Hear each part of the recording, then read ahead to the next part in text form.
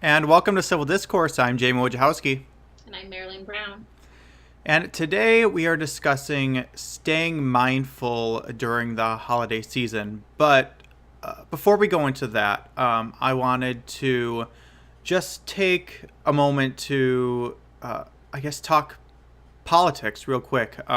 We had our first kind of small round of midterm elections since Trump has been president. And what wasn't shocking to me was that Democrats kind of swept everything, but that's kind of what seems to be the pattern of what happens whenever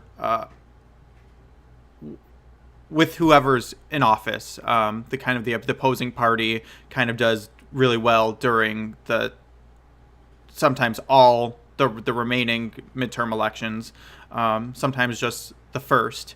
But what I thought was unique about this one was that it seemed to be a lot of firsts and a lot of celebrations of diversity with who won. And I'll give the list. There was the first black woman elected mayor of Charlotte, first trans state legislator elected in Virginia, second black lieutenant governor elected in Virginia since Reconstruction, first Asian American woman elected to Virginia House of Delegates, first openly trans person of color elected in public office in Minneapolis, a lawyer for Black Lives Matter becomes Philly DA. There was a Sikh mayor elected in New Jersey, and the first lesbian mayor elected in Seattle.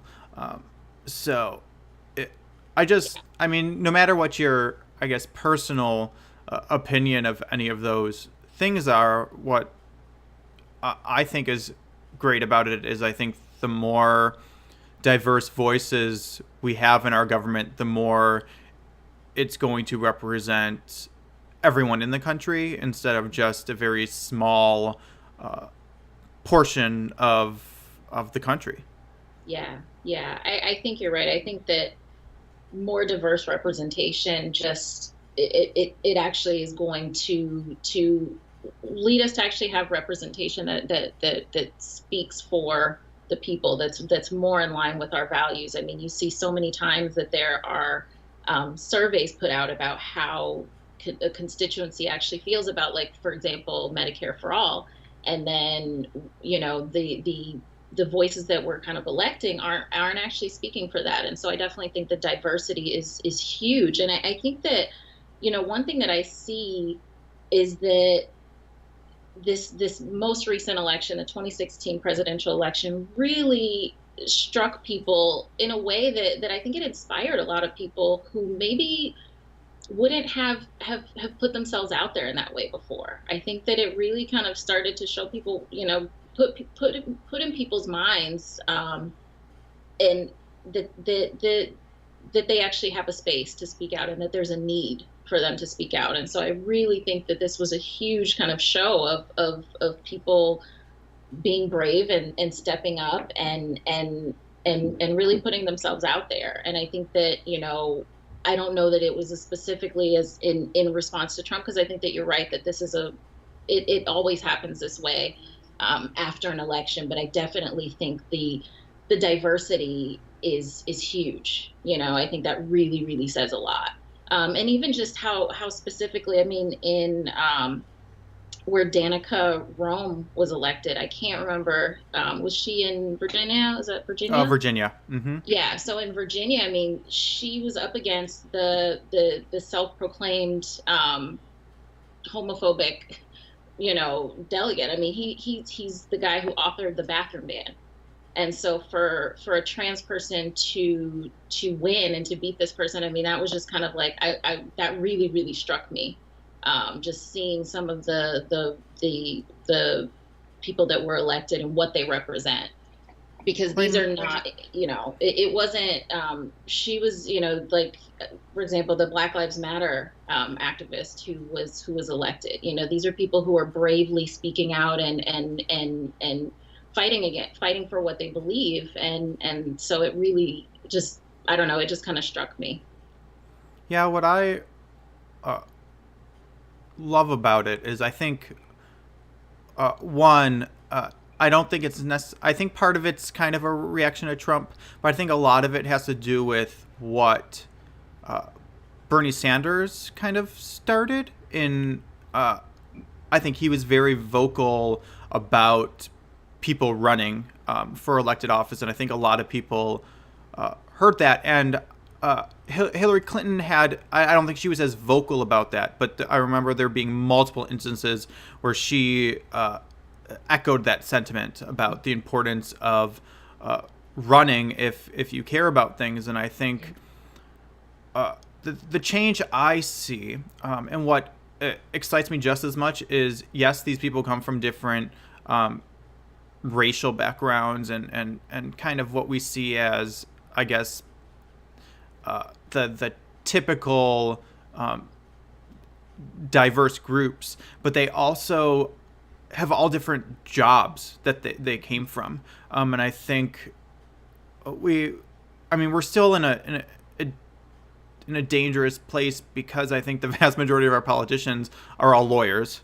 And they're all kind of, we got to this place where it was expected that certain professions were the only people who could hold certain kinds of power. And I think the more diversity that comes in with walks of life, including what people do for a living, the more diversity we'll see in representation.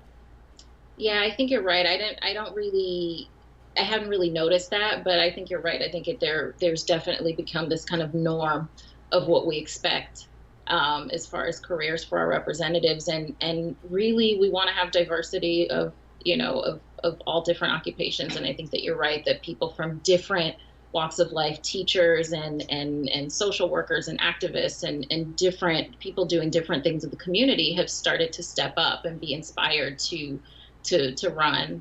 So yeah, I think that's really important and something we don't really pay a lot of attention to, or at least I haven't paid much attention to it. And the only other thing I'll say, not to linger on Bernie Sanders, but I think another thing that really helped, and it's not that everyone who was elected was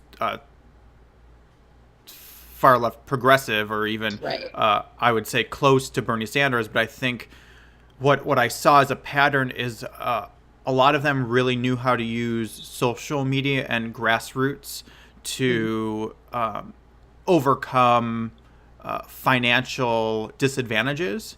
And I think that is something that a lot of people learned from the way Bernie ran his campaign. And I think that's why a lot of activists and specifically are running now, is I think a lot of activists before thought their time was just better served with organizations and kind of doing the grassroots because they didn't see a way for themselves to really win against the money and against the establishments. And I think that's kind of changed with how well Bernie did in the primaries.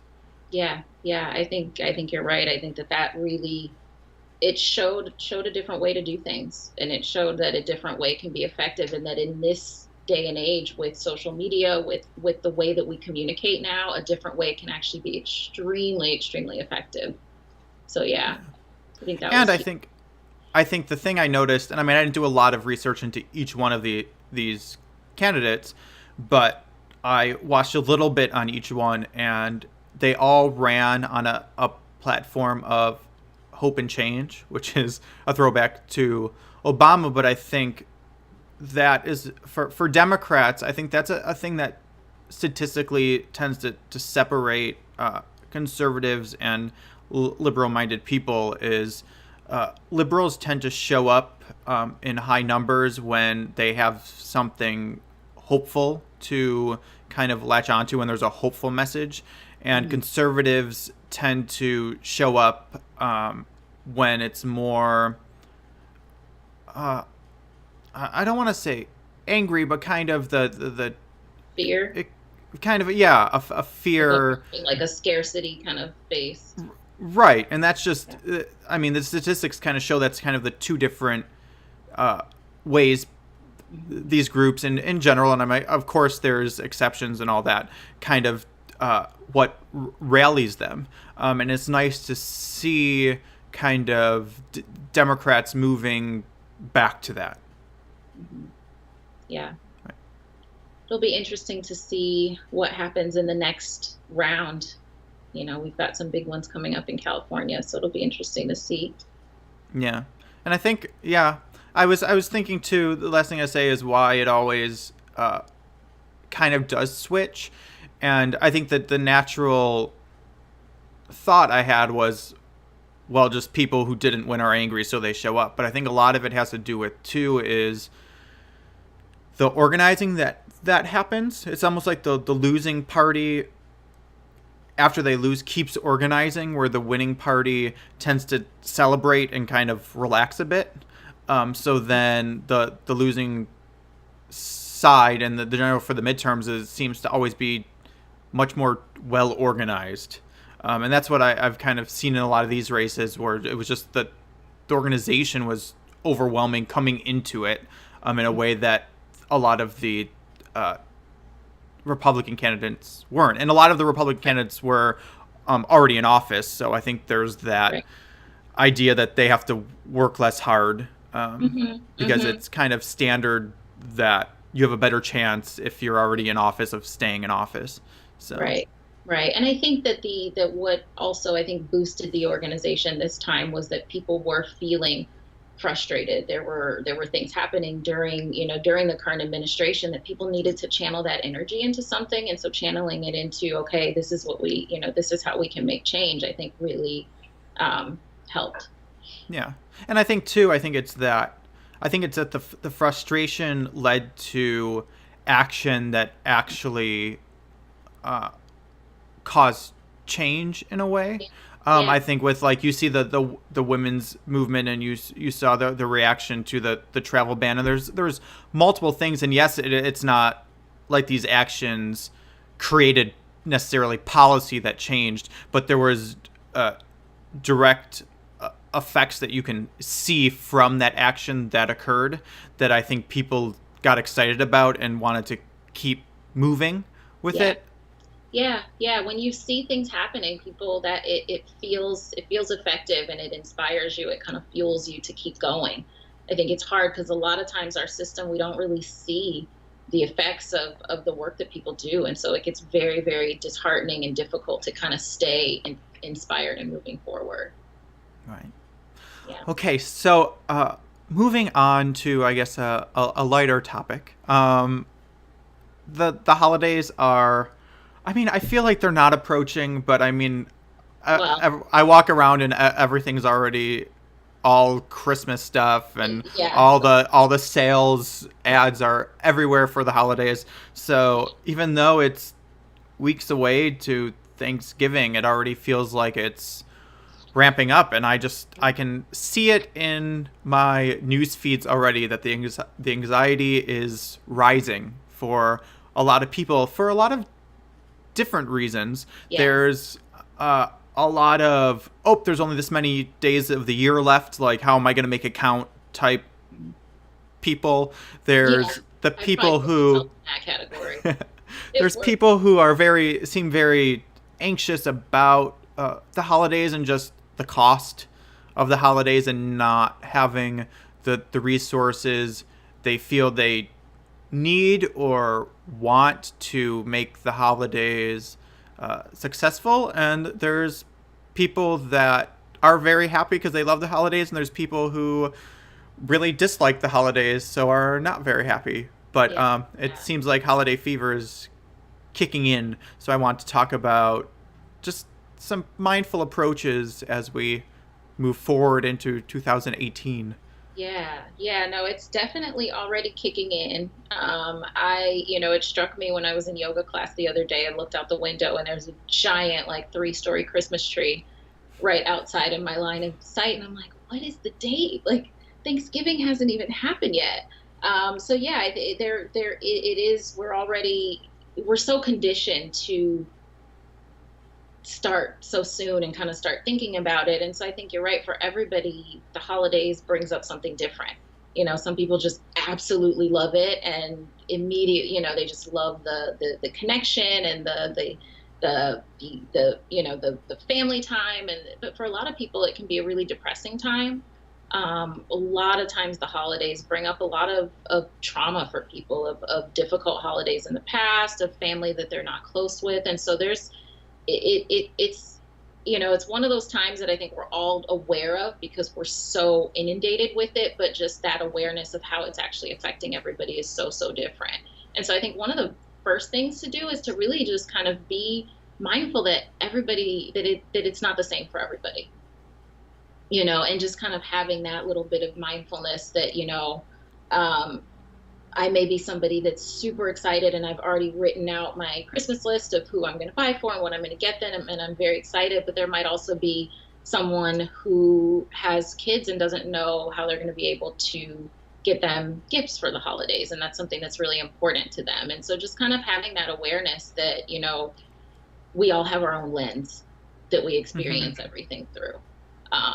And so I think that's one thing that can really be important, is just kind of having that awareness and being able to be mindful of our own, our own lens, when we're approaching these times. Because, just what we're talking about and just conversations around it. Food is another thing around the holidays that for some people super exciting, right? And for other people, it's a real huge challenge. And it's something that can create a lot of stress, can cause people to relapse into struggles and behaviors and things that they haven't dealt with recently. And so again, one of those things where everybody has a different lens. And so I just think having that awareness within ourselves is important. Yeah, I think too, for me, staying mindful is, I think as in the U.S., and this might be true, kind of in many places, but the holidays have become such a,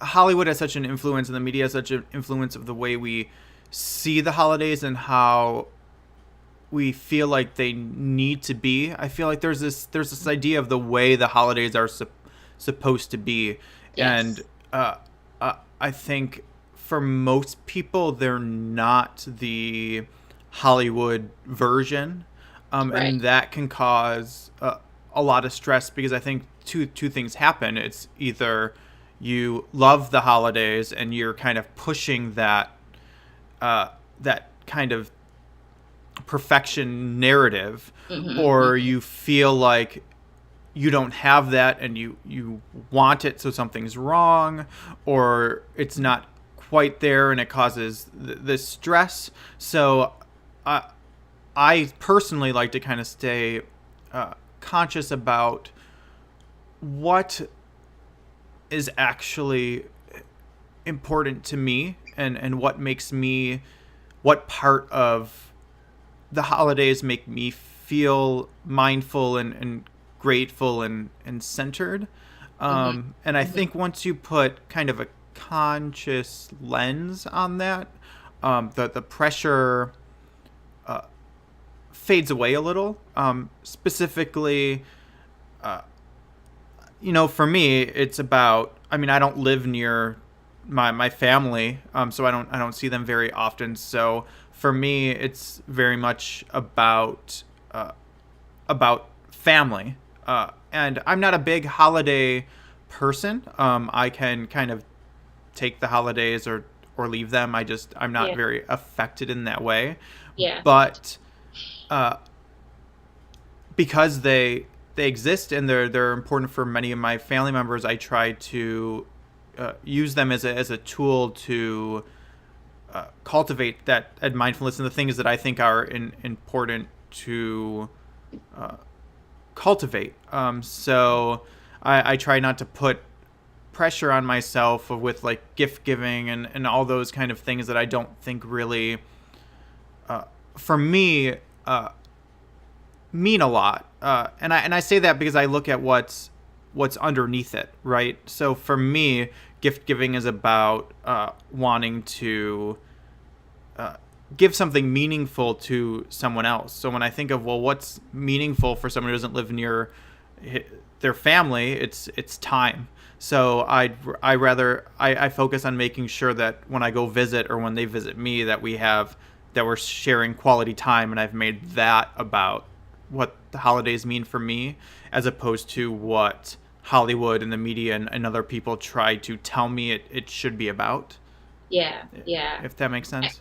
Yeah, no, that makes a lot of sense. And I think that's an important kind of that's an important way to look at it, because I think like we have to recognize that the way Hollywood and we've kind of been taught to look at it is really not about the actual connection with family and the gratitude and the emotions and kind of all of that connection. It's to sell things, you know. Right. And so when we can kind of look at it with a little bit more of a lens and kind of recognize like a lot of this pressure, a lot of this stuff that we're seeing, you know, the holiday cups at Starbucks and like all of these different things that we're seeing, a lot, it's to get us to feel something so that we feel pressure to buy things.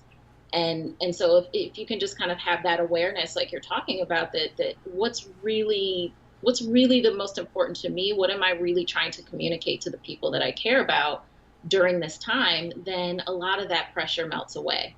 You know, a lot of the Mm-hmm. pressure of buying things. And it's hard because I will say, you know, I'm somebody that also really, not saying I could take the holidays or leave them. Well, I mean, kind of, you know, my family doesn't live close either. And I've always just kind of looked at the holidays like they're nice and I enjoy them when I'm with family. But I also, if I'm not and I don't have anything going on, it doesn't really bother me that much. I don't really feel like I missed something.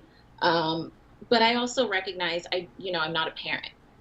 And so it's hard Right. because I do Right. think that there, you know, there is that extra layer when you're a parent. You know, we can have this awareness that it's, you know, it's about the time together and the connection and sharing and really feeling grateful for what we have. But it's really hard when, you know, you have a kid that goes to school and, you know, is comparing to their peers and has and gets all of that additional pressure. So I definitely have, you know, an extra layer of empathy and compassion for parents during this time, because I think that, you know, it's much easier when, you know, when you don't have kids to kind of be able to like separate and manage it a little bit more. You know, but I do think that, you know, that there's a way even with, you know, children to kind of teach them the mind to be have a more mindful approach to the holidays, and kind of show your kids a way to connect with each other and do things that are really in the spirit um of your values, you know, and what's really meaningful to you, and even having a conversation about it. I think that's something that we don't really do a lot of, that can be really kind of a healthy way for families to talk about how they want to mindfully approach the holidays as a family. You know, is Mm-hmm. like what's sitting down like, you know, right before Thanksgiving and kind of talking about, you know, is there something that they'd like to do together as a family, some sort of service act or something that would feel really meaningful to be able to kind of um, teach the kids and experience the holidays in a mindful way together. I think that that could be a really nice way to approach it and to kind of talk about it and talk about, you know, that tendency to want to compare and to, you know, that the pressure that we feel, because kids even feel that, you know. It's amazing to me. I mean, you look at like Halloween and Christmas, and we're already like putting pressure on kids around how they do holidays and kind of how they show off and show up at holidays. So I think it's, you know, you know, this is a conversation that you can start pretty early with your family about how you want to do it differently.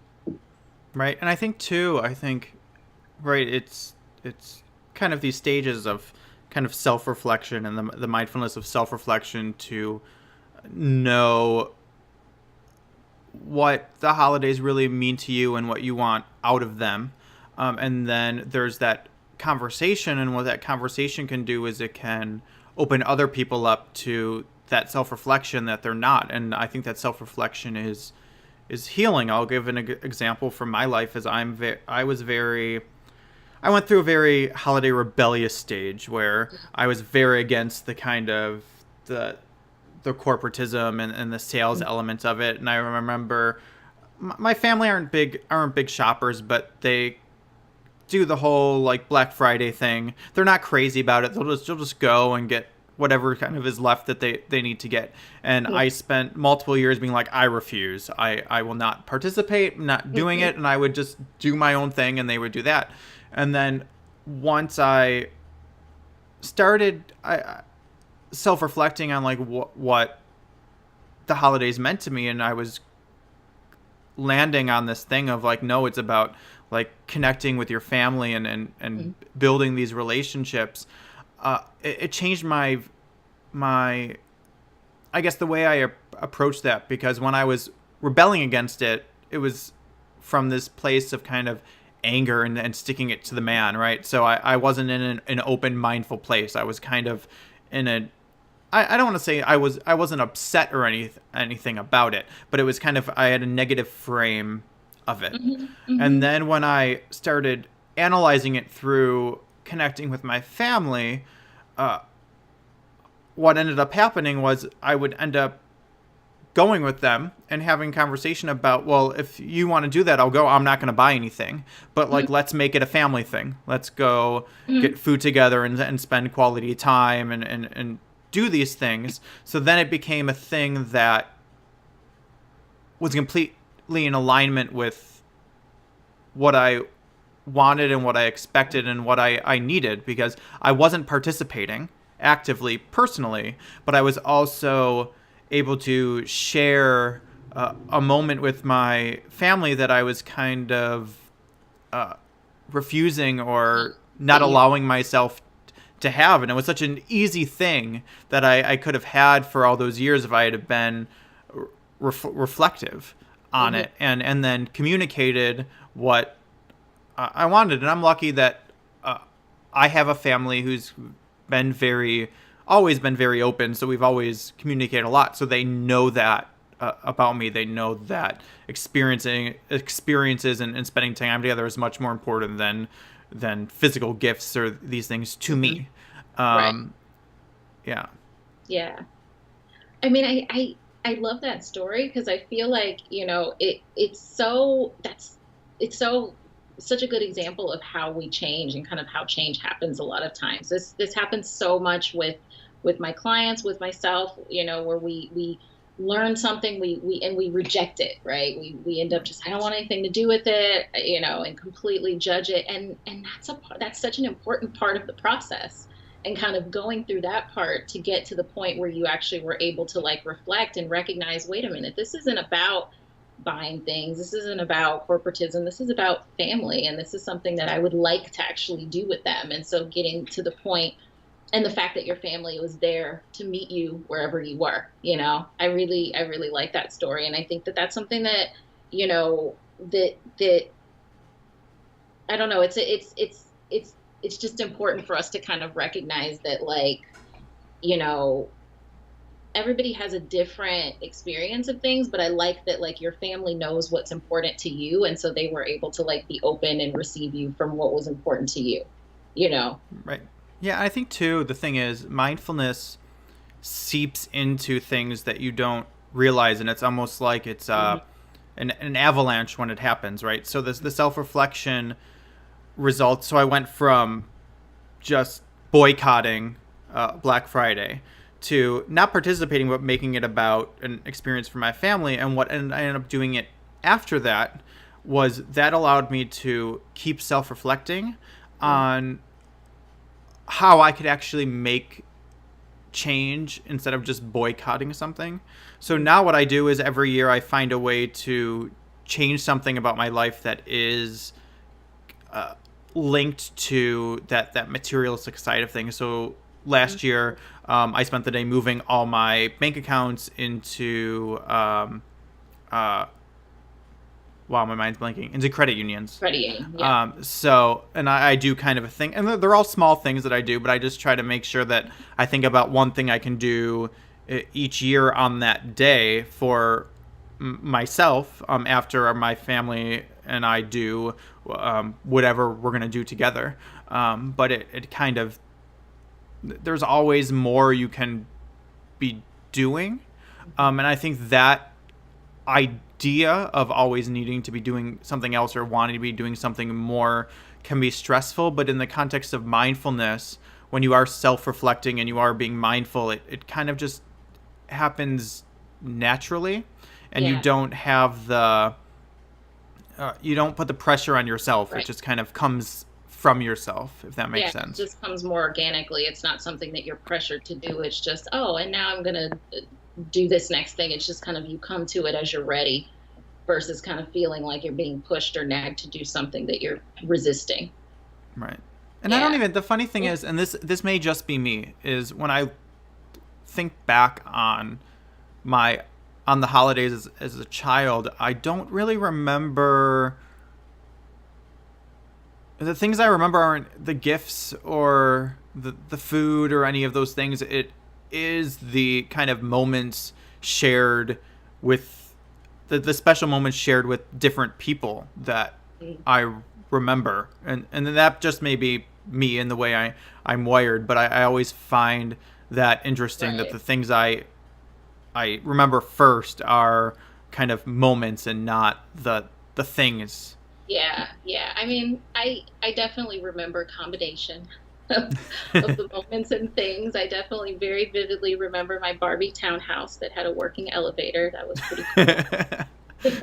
But no, definitely I think the memories and the connection and the time with family, my family, we always had like a Christmas Eve ritual that was really, really big. And so we would go to mass on Christmas Eve and then go and have breakfast at like 3 o'clock in the morning at my aunt's house. And it was just like something that like I can still kind of like, if I remember it, I can almost like smell just like being there with the family. And so yeah, I do think that those are the things that we hold on to, and that really that I fondly remember. But one thing I think, thinking about that and thinking about the things that we remember, I think the connections are so important with the holidays. And so I do think that this is a time where, with weather, with just shorter days, people are more likely to isolate. People are more likely to kind of draw inward and spend a lot of time alone. And so I think this is a time where we really have to kind of push ourselves to stay connected with the people in our lives. And if we don't have connections, to even seek those out right now. Seeking out a space, if you don't have a community that like you're meditating with, for example, finding a sangha and being able to like find some connection somewhere, I think is super important. Community and just finding those authentic places to connect right now is a very, very important way to stay mindful throughout the holidays. And so I just think that, if you have a community that you're already connected to, making sure that you stay connected through the holidays, whether it's your church, whether it's a meditation group and a sports group. Different people have so many different ways that they stay connected, but just that whatever that community is, that you are, you know, resisting that what a lot of people are feeling right now, that kind of pull to draw inward and really be isolating right now. So, what advice do you have for, I guess, people who don't have good connections with their family or their friends who they are either going to have to spend the holidays with, or are avoiding, or there's kind of a negative feelings around the connections during the holidays? Yeah, yeah, that's definitely a difficult thing. And one thing I really recommend is um, being of service is something that really, really helps. It's like it's one of the most effective medicines for when we're feeling lonely, when we're feeling down. And so I think, finding a way to connect through service, right now with the holidays approaching, there's so many different opportunities to participate and connect with some sort of service group. And so I would say if somebody is feeling disconnected from their family, disconnected from any kind of social group, connecting around service would be something that I think could really, really be meaningful, on a lot of different levels. Yeah, I think too. Most people that I interact with, I think, uh, no matter where they fall on kind of the hype and the materialism of the holidays, underneath it seems to always be that yearning for connection. And I always do see a heightened sense of connection during the holiday season, just I mean, from the smallest things of people seem to greet each other, strangers, more warmly when you're out and about. And I think people are really yearning, both consciously and subconsciously, for that connection. Yeah. So if you don't feel like you have positive, warm connections, I think it's a great time to be of service because you will more easily find connection. Because one, you're in a place of service, and I think that naturally lends itself to being for people to be more open to connection. Plus, Yeah. the season lends itself to people being more open. So I think if you can tap into that, I think the service really is the best way I can think of Yeah. as well. And then to counter that, I think as well is the self-reflection and the personal time. I think it's easy to make it about the holidays, make it about everyone else, and not take the time to really breathe and center yourself and be compassionate to yourself. Yeah. Yeah, I think you're right. I think that that is such an important um, piece during this time is really that self-reflection, that kind of that taking looking at ourselves honestly, kind of where we're at, and really being willing to kind of um, to to to reflect in order to grow. I think this is kind of the time where if we're looking at like what's going on in nature and mirroring nature, nature has kind of gone inward. So it's like we're not in the growing season, but there's a lot happening under the surface. And so we're kind of in that period right now where, if we can really tap in and kind of connect with our own intuition through whether, meditation, journaling, different things that kind of allow us to really tap in. I think that, um, it can actually be a really nourishing time of year for people. And I think Right. that there's a way for people to kind of come through the holiday season feeling nourished and energized rather than depleted and kind of exhausted, like I think a lot of times we feel. Yeah, and we've hinted on this, but something I just thought of was self-reflection and uh, being mindful to oneself doesn't have to be a a personal uh, act with just you and yourself. I think it's a good time to really bring someone in who's open to the journey because people are looking for that connection at this time. People are more open, and you can have moments of self-reflection with others. You Mhm. can meditate with others. You can have a conversation that is about the things that are troubling you or the things that you're realizing about yourself, both negative and positive, with someone else. Someone can be a sounding board, or they can just be there to listen. Sometimes it's just nice to verbalize it as opposed to just think about it. So I think there's a lot of good ways. Journaling, just meditating by yourself are all great ways to do it by yourself. But there's a lot of ways you can do it with others as well if you're yearning for both the connection and kind of self exploration at the same time. Yeah, definitely. Anything else? I can't think of anything else. I do think, which we've kind of been talking about throughout, just continuing your practice, continuing your mindfulness practice is important throughout the season. But yeah, anything else I think we've Yeah. already kind of touched on. And I think too the only thing I want to say is I think during the holidays a lot of people have a fear of expressing uh, anything negative because it's supposed to be a time of kind of joy and cheer. And I would just like to encourage people to not get stuck in that it's still okay that if you need help or if you need to talk to someone you can and still reach out. And I think that's very much part of what the season is about and about that connectedness. So if you are feeling overwhelmed or sad, don't be afraid to talk to someone about it. And yeah, and I mean, you want to do so in a mindful way, and in a in a way that makes it about the connection as opposed to just about kind of, I think. Yeah, and I think that's a general rule that I like to practice in general, is that when I am engaging with someone, even if it's about my own personal issues or my own personal self-discovery, I try to make it about the connection and not about myself.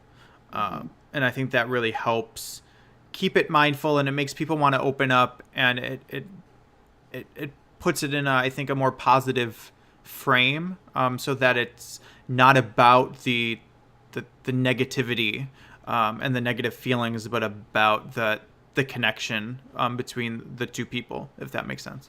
Yeah, and about how actually opening up and being vulnerable and connecting is healing, and the healing power of those connections when we come to them from a mindful place. And Yeah. for me, it's healing for both parties, even Oh, if for it's sure. really about one one person specifically. And I know that from when friends come to me, and they just need someone, when it is that kind of open uh, place where it's about the connection and just reminding one another what how healing that human connection is. It's healing for both parties. It's not just healing for the person who's in pain or struggling or confused. Right. Yeah. Yeah. I think when we experience that and when we feel that healing connection, it radiates through everybody who's Yeah. involved. Yeah. Awesome. So homework, what I would love is, I would love for people to share what the holidays mean for them, and just one or two things they plan to do to kind of nurture that. Uh, yeah, nurture just that in general. And uh, I, I I also, I mean, I want our space to be a place where people can just express themselves. So if something is overwhelming you, feel free to share your story. You can do that on our Facebook group, Mindfulness in Action Civil Discourse. Awesome. And you can share positive things that you're excited about too, or achievements, goals, any of those things. Yes. Any of all of the above. We want to hear all of it from you guys. Awesome. All right. Thank you. Thank See you you. next. See you all next week. We will be back regularly. We had a Yes. little break because we were both very, very, very busy. But I think it's important to, especially at this time of year, to kind of buckle down and make sure that we are being mindful. And Yes. yes. So we will see you Awesome. guys next week. Okay. Bye.